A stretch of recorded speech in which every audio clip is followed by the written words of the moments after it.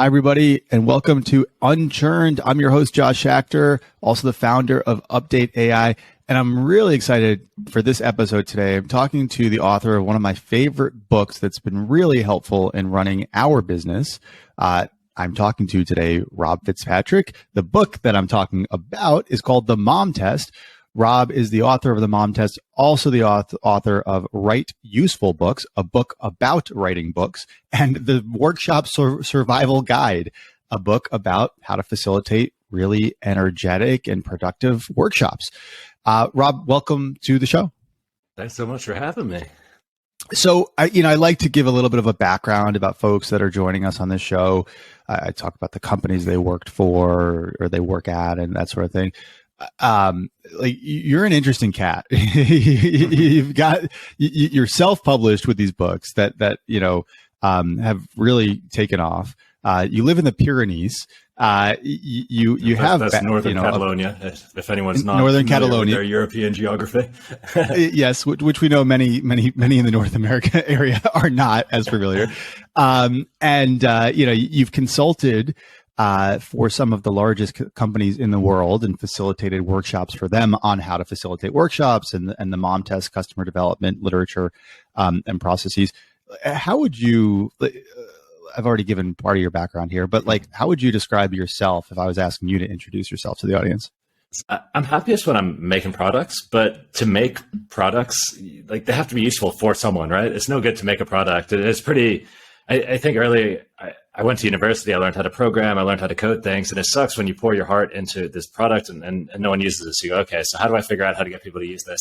And so I kind of found that in order to make products that people actually wanted to use, I was like, okay, now I need to learn sales, now I need to learn marketing, now I need to learn customer research, now I need to learn whatever, partnerships and distribution and fundraising. And ultimately, I'm sort of I feel like a product person and a techie who's gone way off track because the product skills on their own. And I like working on small teams or by myself, which means it's not like I ever had the marketing team to help me out or the sales team. I was like, okay, well, if I want my products to matter, I need to learn how to do this. And, I kind of I get a bit latched on to these questions. And it was my first company. We went through Y Combinator. We were a scalable startup. We had good investors. We had some good customers, and we ultimately failed. And what was the name of that company? It was called Habit Industries. Our first product was called Minivid, and it was basically animation technology and originally aimed for kids to kind of build their own cartoons and little music videos. And then the idea was it would be used for user-generated content campaigns by big brands. So we did a couple. We did one for Sony, for MTV, for BBC, for a few others. But we were just slow. And part of the reason we were slow is because I was going to customers and being like, what do you want? What should we build next? What should I do? And they were telling me, and then I was telling the team, hey, I know what the customers want. Let's do it. And we would build what the customer said. And then they'd go, oh, we're not going to use that. I'm like, what? You lied to me? They're like, no. I mean, is a New Year's resolution that you don't follow through on a lie?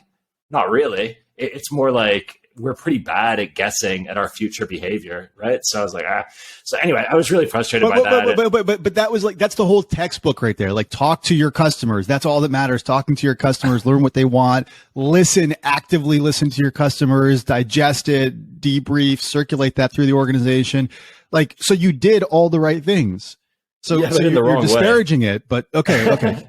So in the wrong way. It turns out that the way you ask the questions matters, and the way you even before you get to asking a question, the way you frame the meeting, the room you have the meeting in, is going to fundamentally change the type of data you get. Because if you're in a fancy boardroom, that setting naturally puts people into negotiation mode, or presentation mode, or judgment mode.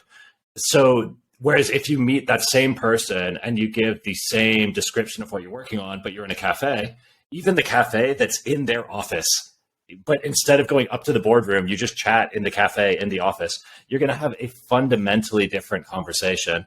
And so I was going through the motions. I felt a bit like I was doing cargo cult customer research, where I was doing it superficially looked like customer research, but I didn't understand what was supposed to be happening with the way I framed the conversation, the what I was trying to learn. And also, we go into these things and sometimes we have unreasonable expectations because we expect our customers to tell you the truth.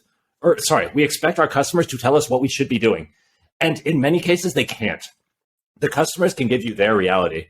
They can give you their goals, their frustrations, their challenges, what they've already tried, why they tried that, why they haven't already solved it. You know, they can tell you which products they've looked at and not used. They can tell you why they're still using Post-it notes and Excel spreadsheets instead of one of any thousand of SaaS apps that have already tried to solve their problem.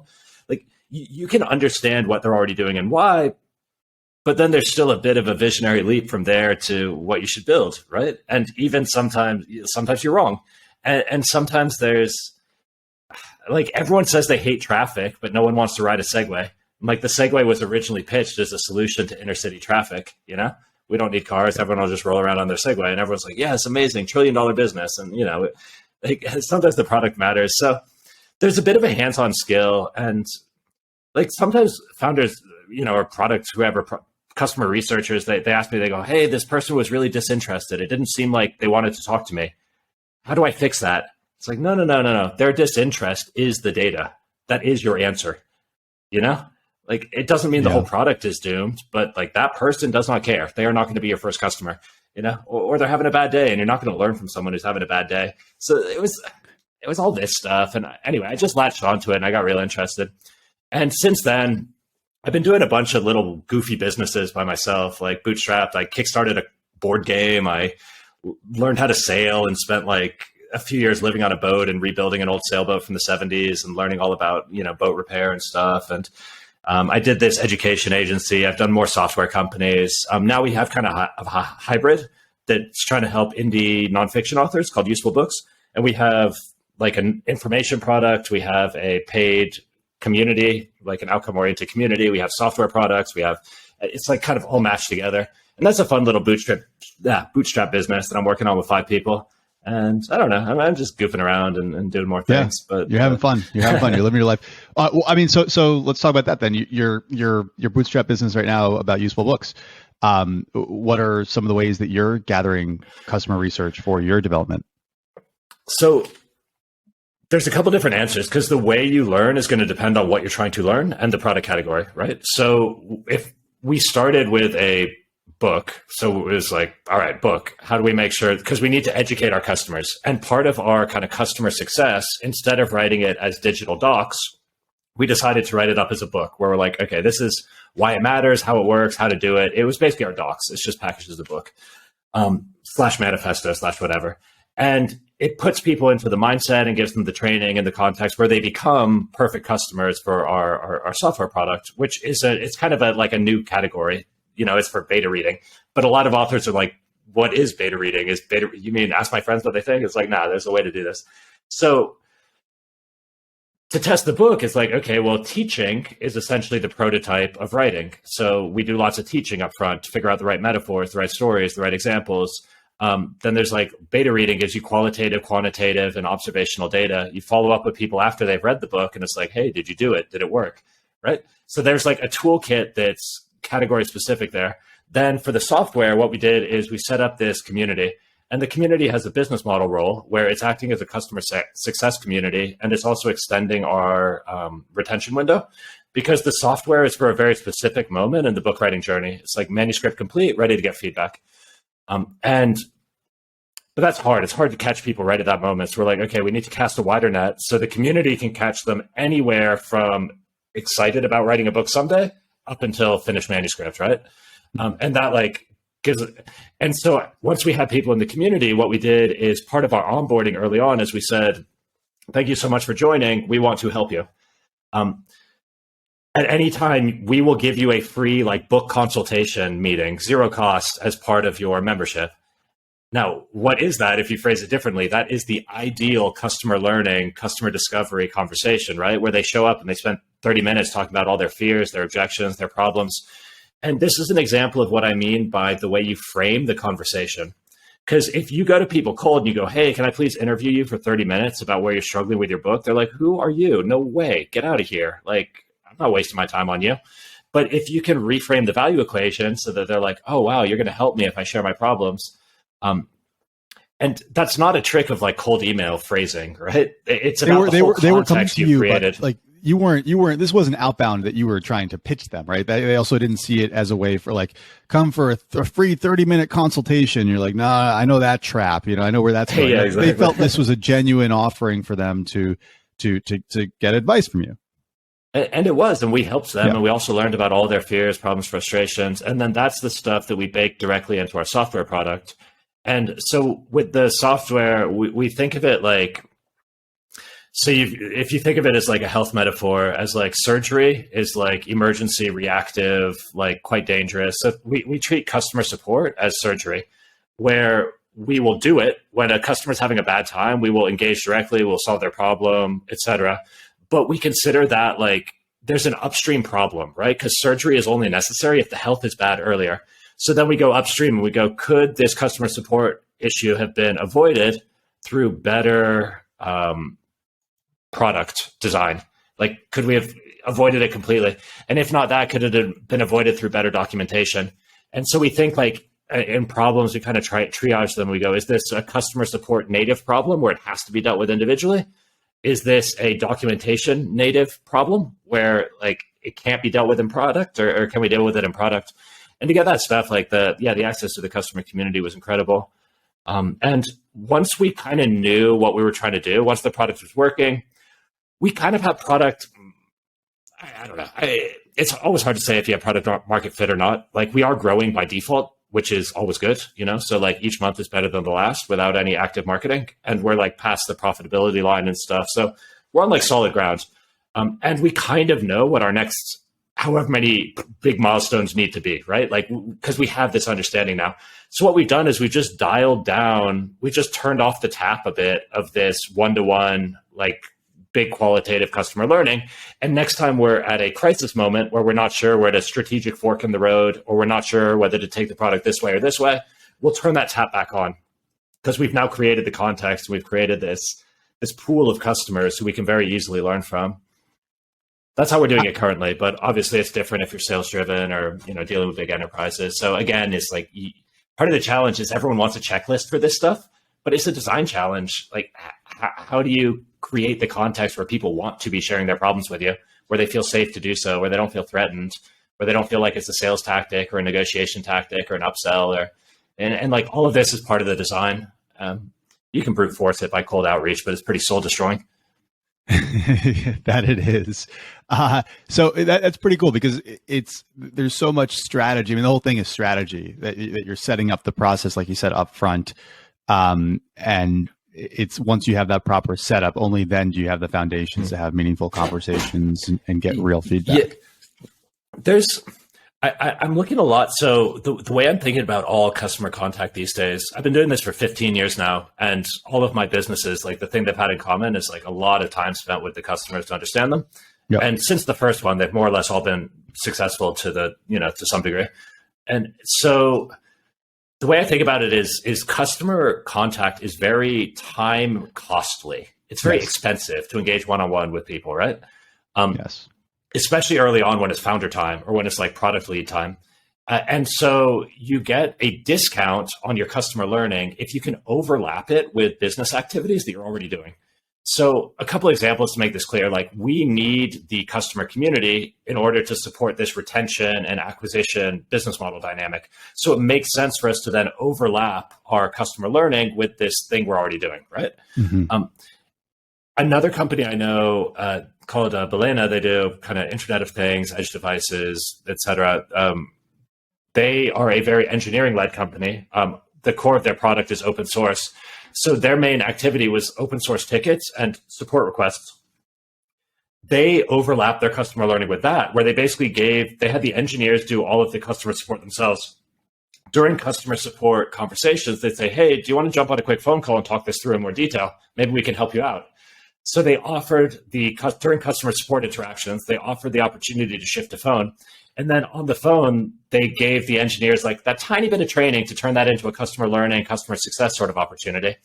And they did some cute things with the reverse leaderboard, where if you had answered the fewest tickets, so if you were at the bottom of the leaderboard as an engineer, you had to do support full time until you were not in last place. So it created this culture where they're like, oh, I got 5 minutes before lunch. Let me jump on a call with a customer real quick.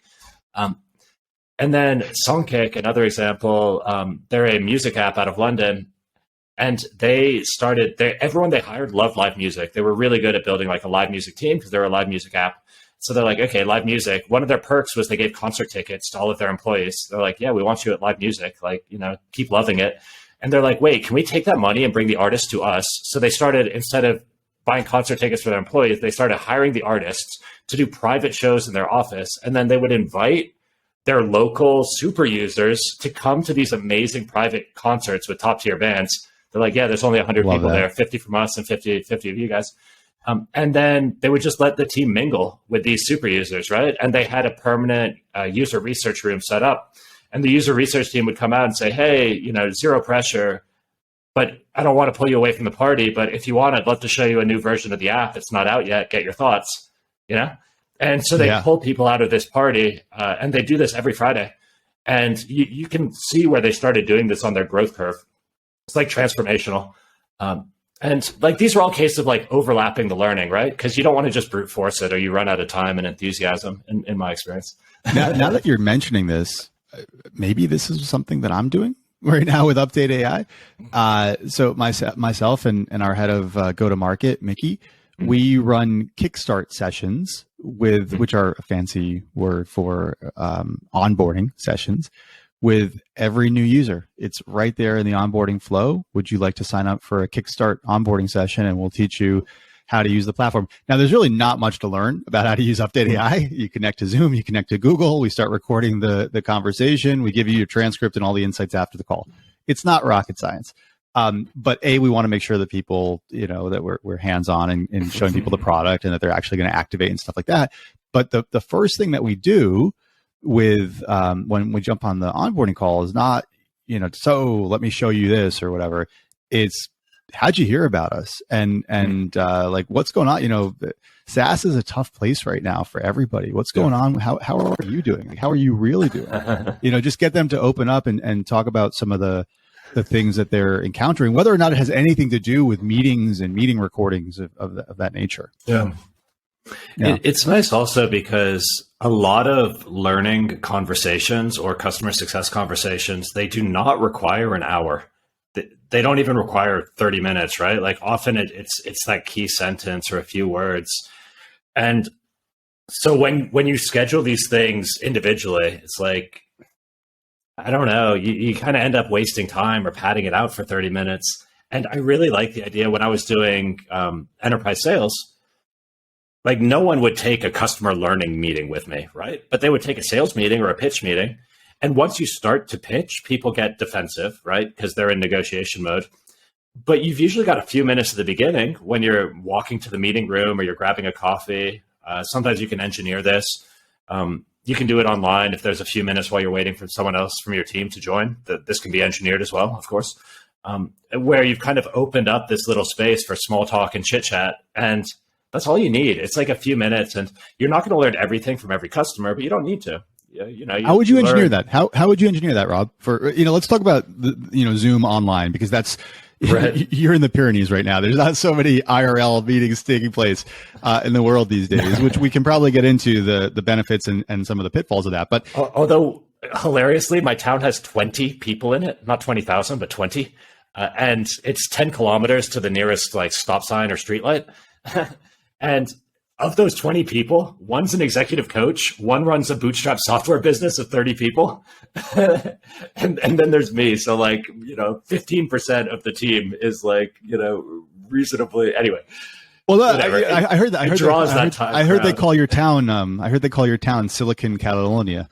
The Silicon Sheep Farm, exactly. Yeah, Silicon Sheep Farm.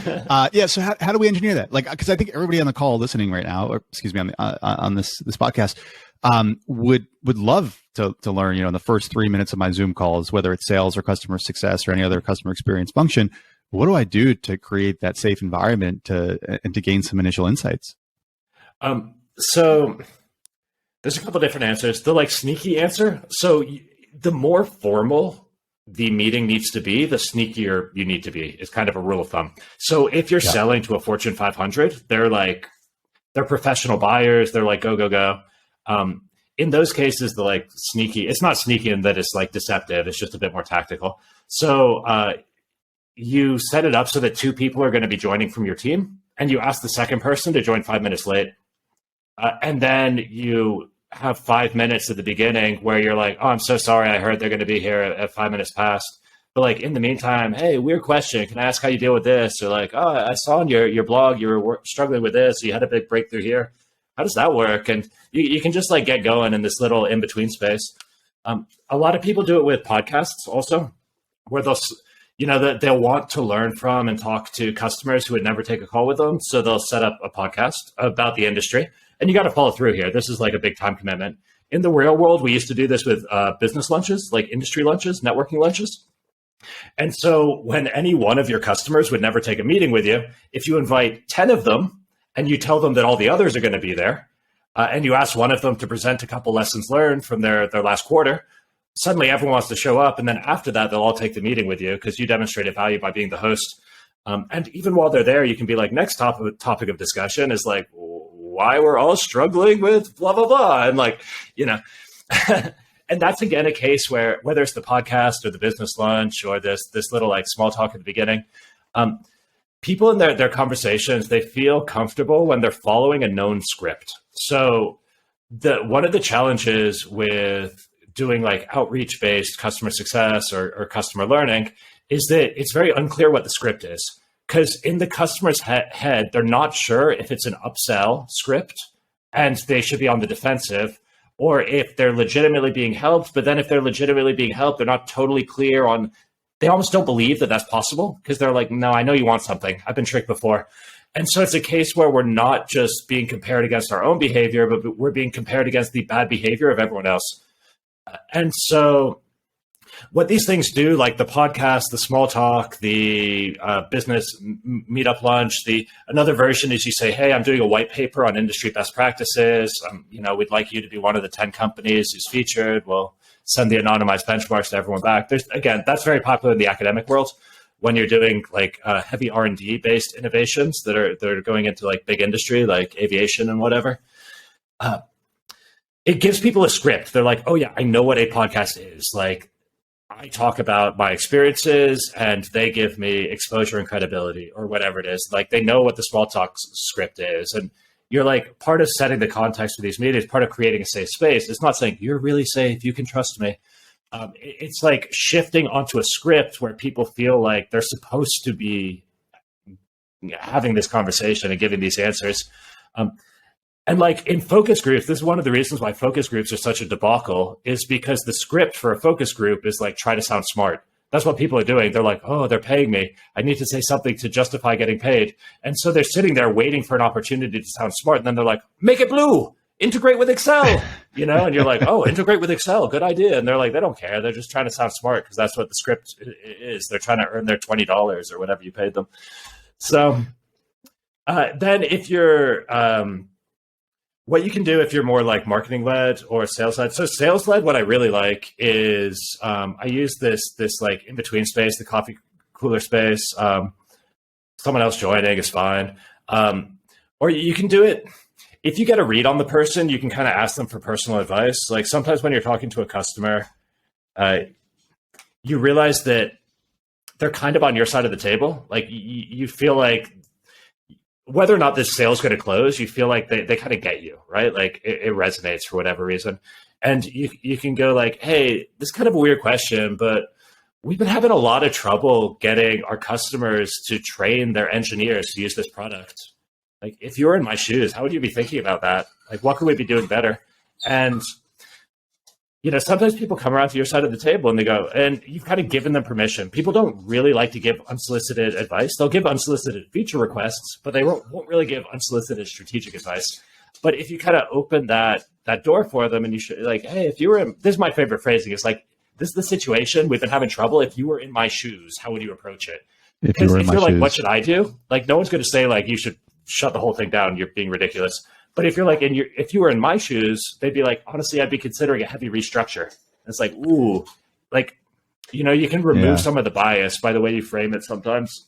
So it's like in as a founder, you're told ask when you're raising money, ask for money, get advice, ask for advice, get money. It's similar to that. It sounds like you're disarming people. Yeah, because Yeah, it's changing the script. So what ask for money, get advice, ask for advice, get money. Like what that does is when you're asking for the money, it puts both of you in a pitch judge script, right? It's like, and there's a power dynamic there. Like you're not equal in that situation. When you ask for advice, it's more of like a peer support, mentorship script. It becomes more equal.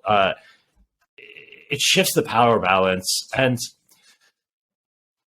yeah, it's helpful. Like customers also feel they're like, oh, they're pitching me. It's like it's a weird power dynamic. Also, it's all this stuff. Let me ask you though, Rob. When you start out like that and you build a relationship by asking for advice, and you're genuine in wanting that advice, you really want that to alter your roadmap to make for a more enriched product and business.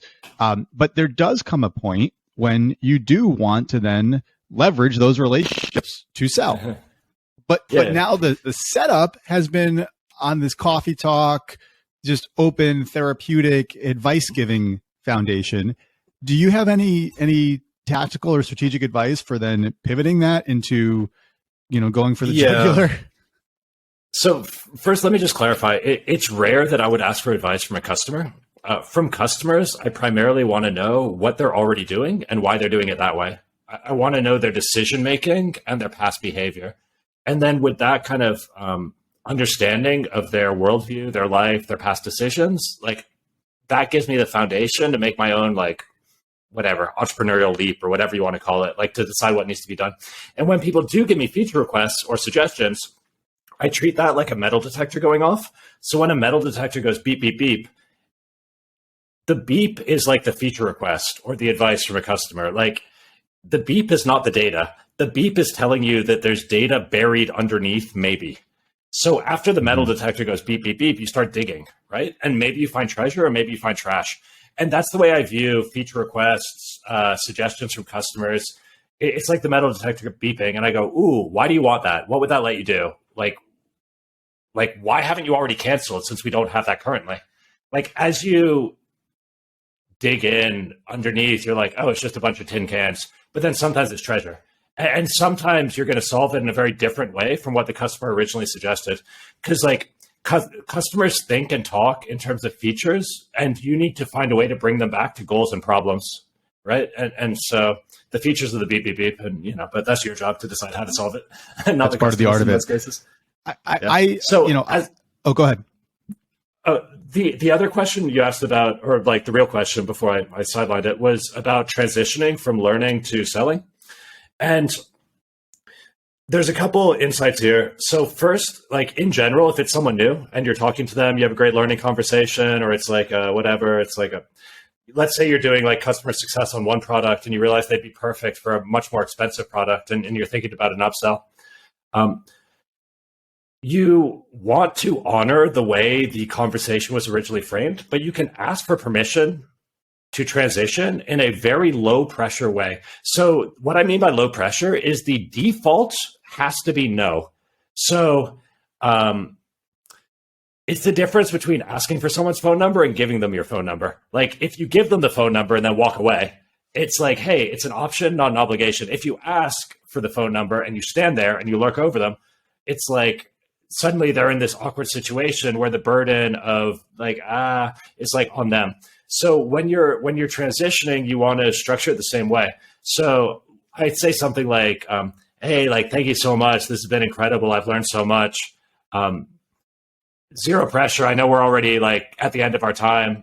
We are working on a product in this space, as I'm sure you know. Sounds like it would be good for you. If you're ever keen to take a look and let me know what you think, I'd be delighted to show it to you. But again, thank you so much. This has been amazing.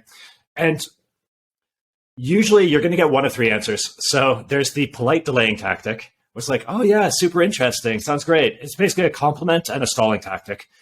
That means they do not care 99 times out of 100. And you go, okay, sure. Like in 3 months when you launch, yeah, why not email them? Fine. But like, you shouldn't be hard selling these people, right? Because they've kind of like, they've been like, Then the other two is like some people take the offer and they leave and they come back to you on their own. They're like, hey, so let's schedule that meeting, or they say, oh, look, when can we schedule it for? I'd actually love to see it.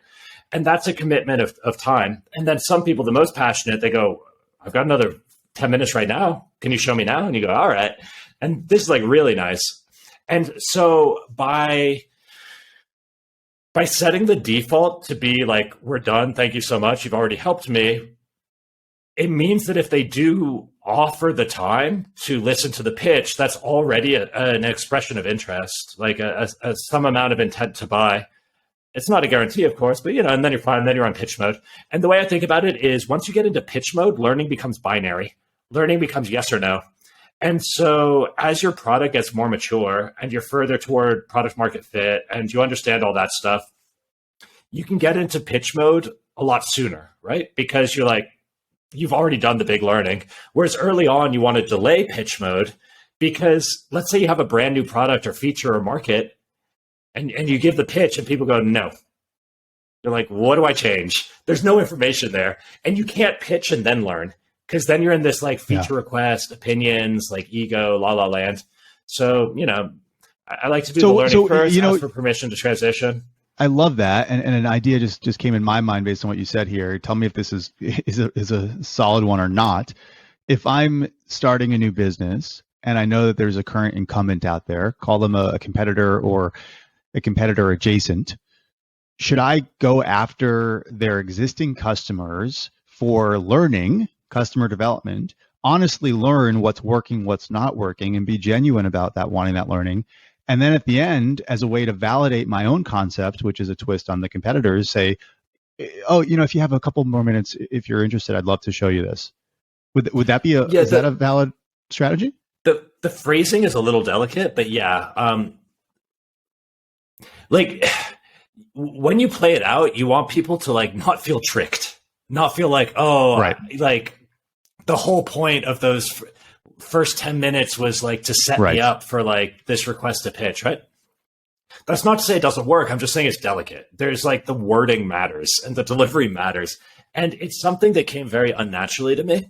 And it was something where before important meetings, I would talk to my co-founders and sort of be like, hey, if it goes well, what should I ask for? And I would kind of like think through the requests and the transitions, in advance. And then over time, or if you've got sales or customer learning experience, it gets a lot more comfortable. If you're in customer success, in a lot of ways, it's like easier. In some product categories and industries, customer success is well known enough that there is a known script there. And people go like, yeah, I get what this is. You're here to help me out because it's going to be good for your business in the end. Problem solved, right? They like it. They're like, yeah, it's a total freebie, no obligations, no pressures. In other industries, especially with consumers, where they're less familiar with customer success, they're like, wait, what are we doing? Am I paying for this? I don't want consulting. Like, is there another product? They don't know what's going on. And that's where you need to be a lot more thoughtful about how you frame it and set it up. And like, do you plant the flag and bring them to you so that you can flip the value equation they feel like they're getting instead of giving? And, like the less common the script is in your product category or industry, the more thoughtful you need to be. And the last kind of mindset thing I wanted to mention about transitioning to a pitch is that so learning and selling are separate, right? So I can learn from 10 customers, figure out what my product should be, or how I can bring customers to success in a more scalable way through documentation or product or training or whatever. And by spending a lot of one-on-one time with 10 customers, I can then sell to 10,000. So the conversion rate of the 10 I talk to me, is a completely irrelevant data point. I do not care at all about my conversion rate of the people I'm talking to. I care about the quality of learning from the people I'm talking to, because that's a scalable insight. The 10 people I talk to, converting them is only ever going to be 10. But getting the scalable insight from them is 10,000, it's 100,000, it's 10 million, right? So like how do you scale those insights? Rob, how do you scale those insights? I know you're not a big, corporate guy, but how do you scale those customer insights throughout the organization? Like, how does that knowledge not just get trapped at the end of that Zoom call? So bigger teams, I don't know. I've got some experience, but this is like a consultant or a trainer. It's not, deep firsthand. For small teams, it's as easy as, so I'll tell you what you don't want. There's two things you don't want. You don't want the knowledge to completely disappear. So you have to take some kind of notes, but you also can't record everything, because honestly, these conversations are kind of boring the first time you have them, and they're super boring to watch again in completion. They're not like, they're not, it's not the latest Marvel movie. Yeah, exactly. And you can have a lot of hours of footage. People are like, I got other stuff to do, man. Like, I can't spend 3 hours watching your week's like customer conversations. And so with small teams online, I basically clip out highlights, and the highlights, there's tools to support this. I mean, you guys support it. And then the highlights can go to the Slack channel or to the Notion page or wherever. So then the other people on the team are getting firsthand view, because you want to see the emotion in the face. You want to see the frustration, the excitement, the joy, the annoyance. Like, people really believe it when they see it firsthand. And I don't like to bring people the decision. I like to bring them the data, because the idea is that I put smart people on my team. Like, I work with smart people. I should use their brains. If I come to a decision and I give them the decision, that's removing their brains from the process. Whereas if I try to gather the best data possible, and then I give them the data that I've curated down to just the relevant bits, then we can all make a better decision together. And then I'm using everyone's brain, right? So that seems way better for me. I love that. Okay, so I'm actually writing that down right now. I don't want to bring people the decision, bring them the data. I'm writing it down on the front page of your book, The Mom Test.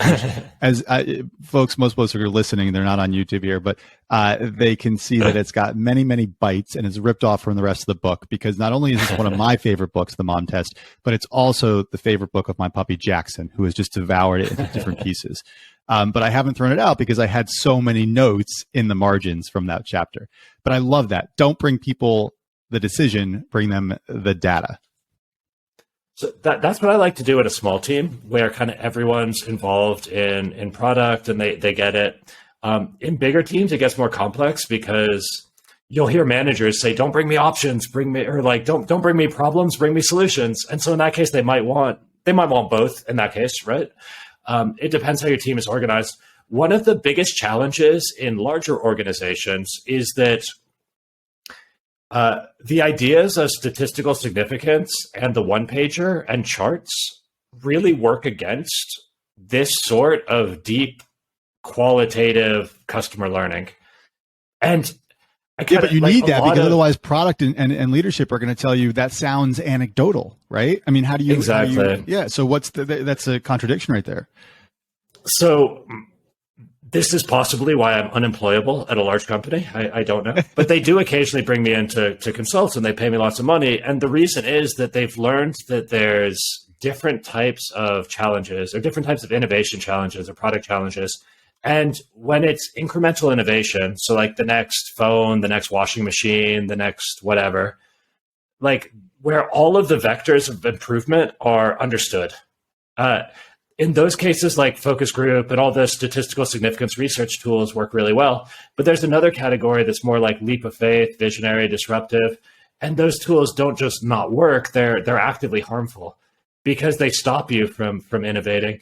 And that's why historically they've kind of outsourced this by acquiring startups. So they let startups figure it out, then they acquire them. But some of them are getting interested in like, okay, can we just do this? And I always tell them you can, but you need to change the way reporting works, and you need to change like the buy-in of the executives, because any data that can be reduced to a pie chart or a one-pager is fundamentally not valuable for this use case. And now that doesn't mean you can bring people thousands of pages of transcripts, right? And it doesn't mean you can say like, well, one person told me. But what you can do is you can compile a list of quotes along with the context that quote came from, and the emotion. If you can do that as video clips, I used to do it as text, where it would be like, this person from this company in this situation. So that's like context. Then I'd be like, super angry. Here's the money quote. Kind of embarrassed, weirdly. Like, this is how they describe the problem. Like, super excited. This is how much money they said it's worth.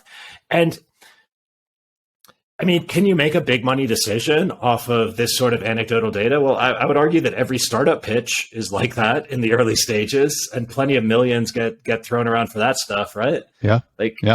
Yeah. But you need buy-in. And also sometimes it goes wrong. It's true. And you ideally need to feel safe if you're in a large organization that you can do the qualitative research, get the qualitative data, make a best decision with the smart brains on your team, and still be wrong. And sometimes that's true. You need to stack product iteration on top of this. What this learning does is it gives you the foundation, but then you still need to take the visionary leap and do the product cycles, right? This makes your first guess better. And it makes everything faster. It means you don't run down as many dead ends, but you still need to iterate. It doesn't give you 100% like vision of the future. It just makes it's still you a guess. Better, not perfect. It's still a guess. Yeah. I want to transition here to the final segment of this conversation, Rob. This is the pitch, right? I'm not actually pitching you, or am I? But I talk to a lot of people. We've been building our product now for the past 2 years. We recently launched it, and it was based on hundreds of conversations. So I kind of like chest thump a little bit when I talk to investors and just out there. I've spoken to hundreds of people, and doesn't that make me a great customer development, former product manager, entrepreneur, right? And but then I also think to myself, a lot of these people have become friends, and I no longer trust their opinion. And even the ones that are not yet friends, I still don't necessarily trust their opinion. I think that I am somehow leading this conversation into inauthentic response, even though the first thing I tell them is the most helpful thing you can do for me in this conversation is to be candid and tell me the product is awful or the idea is awful. But you'd probably tell me that's not the best intro either, right? To disparage myself and kind of have the power play in that direction. So what I want to do now is we have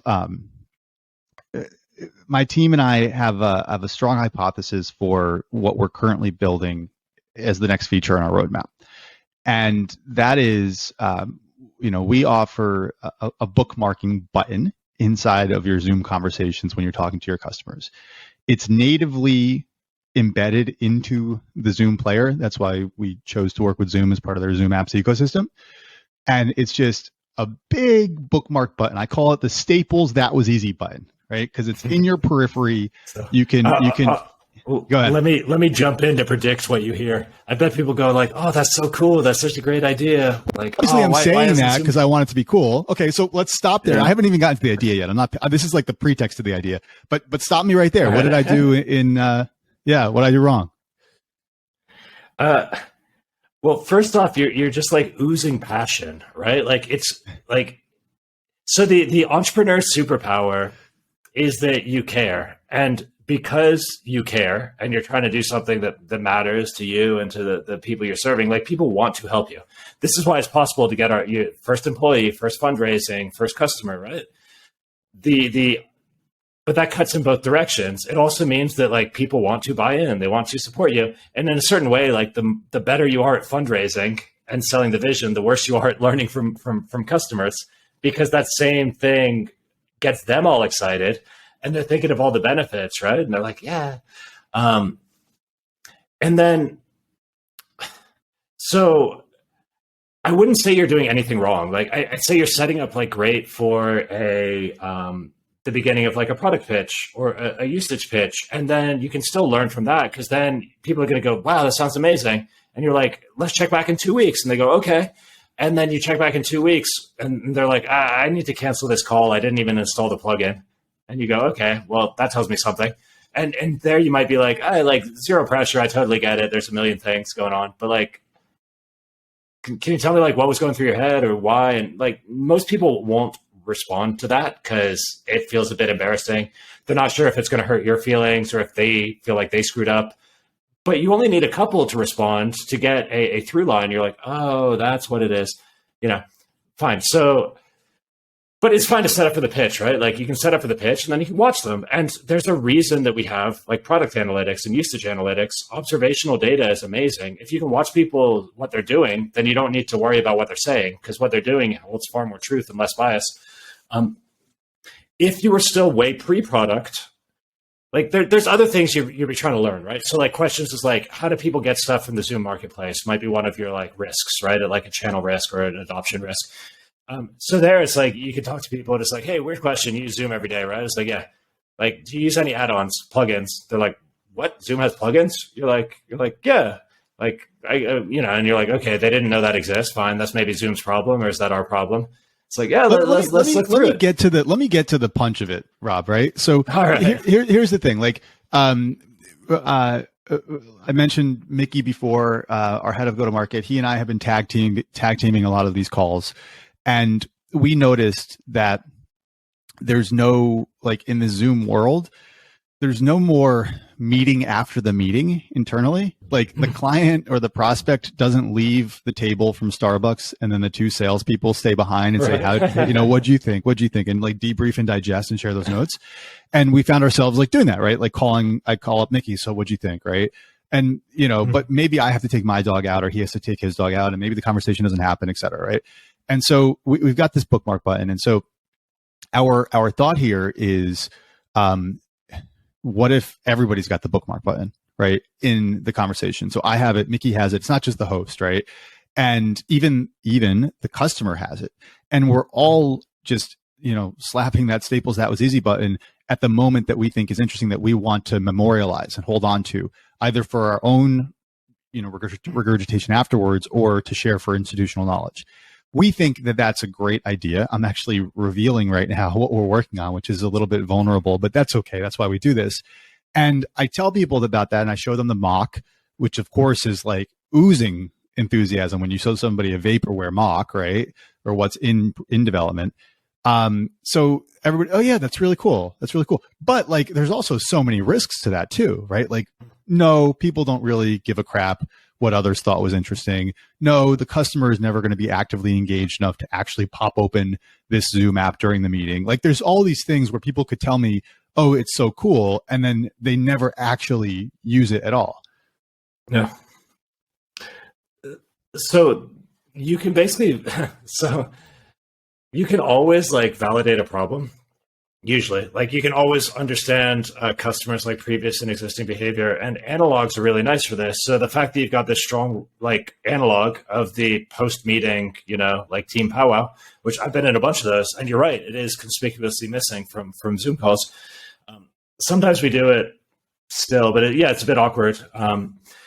So that analog to me carries a lot of power in validating the problem. But then there's the second question of like, okay, what about the solution? Is it correct to be in this way? And like maybe. And that's a case where I think it's really hard to get a signal just from talking. You can understand how much people care about the problem, but like, it's going to depend on the workflow. There were some Zoom apps that I thought sounded really cool, but then the way they kind of announced themselves on the call, I was like, it feels like I'm spying here. So I like they sounded great. I liked the benefit, but it like wasn't worth the presentation, the optics of it, right? Which you could argue is the same for Segway. People like the idea of a Segway. They just don't want to be seen riding on one. It's like an optics thing. It's like a workflow friction. And so then there's not, or at least I don't know, a great way to get a clear validation signal on that. But I feel like if you think that there's good analogs and like the problem resonates and you can see the use case and you understand people's workflow, then like, yeah, like take a crack at it, right? And this is a case where the yes-no decision comes down a lot to what the engineering cost is going to be. If something's going to take 2 years before you can get any sort of data and even a credible prototype, then it's a lot harder to pull the trigger on that than if you're like, actually, this is like a 2-week cycle. We can get a prototype in a few people's hands who said they were keen. We can see if they actually use it or not. Usually, like reality is somewhere in between those extremes, but I think it's cool. And like certainly, like I can already see other use cases. Like I was talking to a fellow named John Smith the other day yesterday actually, and he was talking about live, like communal live note taking during Zoom events. So like everyone opens the same Google Doc and is like taking live notes together. And he was talking about it as a way to kind of strengthen community and embrace knowledge sharing and that sort of thing. Get people to pay attention better to these cool conversations that are happening. And I was like, it would actually be also nice if people could just like press the button, because we were trying to do it and we're all like looking down and trying to type and take notes on what was happening. It's like if people would just be like, oh, that's good. Because he also pointed out, I guess, the same thing you're getting at, which is... Don't tell him about my big breakthrough here. All right. he mentioned it's like someone asked, like, can't you just do this with the transcript after the fact instead of worrying about live? And he's like, yeah, but no one does. Like an hour's worth of video is 10,000 words. You know, once you look at the transcript, that's like no one's going to go through that and edit it down and refine it. You gotta have some way to filter it or curate it as you go. I guess my point is that you just used the word that I think is the kiss of death a second ago. You said, oh yeah, I think that's cool. And you seemed pretty earnest in using that word cool. Whenever somebody says my product sounds cool, I just want to wave them the middle finger because that's not what I want, right? Yeah, but you're shifting the burden of truth onto someone else, right? Like there's things I can tell you and there's things I can't tell you. Like I can give you my opinion about the product, but my opinion about the product does not correlate with the product's likelihood of success, nor does it correlate, surprisingly, with my likelihood to use the thing. Like, and so like, when I give like a cooler, it's like, you know, it's like, how are you? Doing great, even if you're not. You know, it's just like, it's so baked in to just like, well, dumb question, dumb answer, whatever. Like, it doesn't matter what I think about it. You can use that as an alley-oop, like a setup where you use that to engage me. And then we're having a deeper question. You go, oh, like, have you used something like this before? How are you doing it now? And if you ask me about what I've done in the past, I can tell you the absolute truth. Right. Yeah. But and no one lies to you when you ask them facts about their life, like, or their goals, or their problems, or their frustrations. Like these things are true. People don't lie about that. And even lying is probably the wrong word. It's like the whole concept of truth as like a product opinion. The truth is, I thought Instagram was stupid when I heard it as an idea. And it turns out it's not stupid. I use it even. It's not just like it's stupid for me and good for other people. It was even good for me. Right. And I thought it was stupid. So like my honest truth was this is stupid. It's never going to work. And I was just wrong. And that's happened to me so many times now that you don't know your own behavior. Even my own products, right? It's like, yeah. So I think it's cool. Let's find out. Well, but that brings me back to what you said, which is focus on the workflow, right? If I'm presenting this idea, maybe I spend more time focusing on, you know, how are you guys having the debrief, the meeting after the meeting? Does that matter? Yeah. Did you used to? Do you not anymore? Maybe you spend all the conversation talking about that, and then at the end, maybe just sprinkle in, oh, by the way, would this be cool, quote unquote? All right. Yeah. I mean, I personally don't even talk about my product until I'm ready to ask for some kind of commitment. So if I can't ask them to give me time, reputation, or money, or to use the thing, I don't even bother because like I just don't trust the data. And it's so easy emotionally to latch on to these compliments. And like, you know, cool is obvious fluff. Like if I just say that, but I could have told you like a much longer impassioned story about how meaningful this would be, and it would be equally garbage feedback. Whereas if I tell you like how much work we're spending now to go through transcripts and to edit up videos and to do this and which other tools we use and how much we spend and how many things we tried that weren't good enough for us, there's a ton of data in all of those experiences. And then, you know, you can make a better decision. And sometimes you'll talk to me and you're like, okay, Rob's experiences are interesting. He is not our customer. And that's fine too. Like, and imagine listening to my opinion about your product if I wasn't even your ideal customer. Then you're just driving yourself off a cliff, right? Yeah, makes sense. Rob, I'm going to cut us off there. We both got to run. This was such a fun and fascinating conversation. I learned a lot about my presentation here, but also just about your wisdom in customer development. For the folks listening, read the book. You'll get much more even than this conversation on how to really just get the most insight from your conversations with customers. Thank you, Rob, for being on the show. My pleasure, and I wish you all well with your work.